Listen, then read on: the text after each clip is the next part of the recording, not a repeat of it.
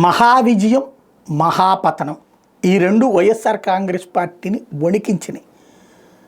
ఒకప్పుడు పార్టీ పెట్టిన నాడు ఆ తర్వాత జరిగిన ఉప ఎన్నికలన్నిట్లలో ఘన విజయం సాధిస్తూ చివరికి ప్రత్యర్థికి డిపాజిట్లు లేకుండా చేసినటువంటి సిచ్యుయేషన్. తెలుగుదేశం పార్టీ పోటీ చేయడానికి కూడా భయపడిపోయినటువంటి రోజులు అవి.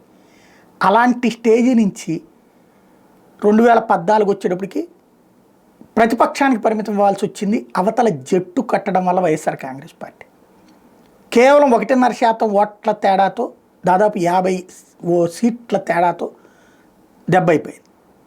సరే, అది అయిపోయింది. అప్పుడు 30 అంటే అప్పుడు 67, వీళ్ళు 103 దాకా వచ్చినాయి కదా. అది ఒక ఎత్తు అనుకుంటే, ఆ తర్వాత జరిగిన పరిణామాలు 2019లో ఘన విజయం, ఏకంగా 51% ఓట్లు, 151 సీట్లు.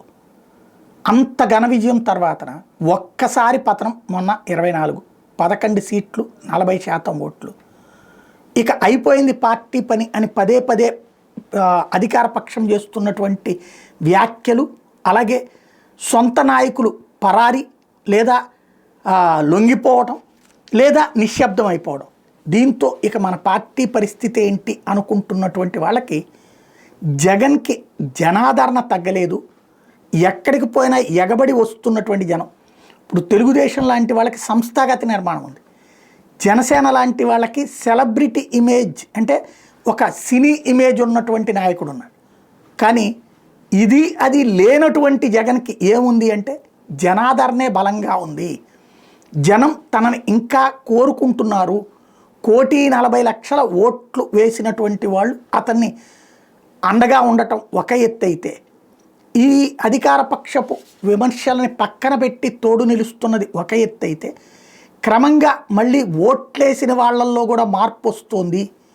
ఏ పేదలున్నటువంటి ప్రాంతాలలో కూడా వైసీపీ ఓడిపోయిందో అదే పేదలున్న ప్రాంతాలలో ఇప్పుడు కొత్త చర్చ వస్తూ ఉంది. ఇదే సందర్భంలో జగన్మోహన్ రెడ్డి జనం దగ్గరికి కేవలం 2 కార్యక్రమాలు, అటు వంశీ ఇటు మిర్చి యాడ్, ఈ రెండిటికి జనం స్వచ్ఛందంగా తోలుకు రాకుండా ఏ బస్సులు పెట్టలా, ఏ ఆటోలు పెట్టలా, ఏ కార్లు పెట్టలేదు. అది పెడితే తీసుకొస్తుంటే ఈనాడు ఆంధ్రజ్యోతితో పాటుగా అర్రజన మీడియా పుంకాను కథనాలు రాసుండే. బట్ అదేవి లేకుండా వాళ్ళంతటా వాళ్ళు వచ్చేయడం అన్నటువంటి దాంతో ఒక ధైర్యం వచ్చింది. కాకపోతే ఈ ధైర్యం నిలకడగా ఉంటుందా లేదా కాలం డిసైడ్ చేయాలి.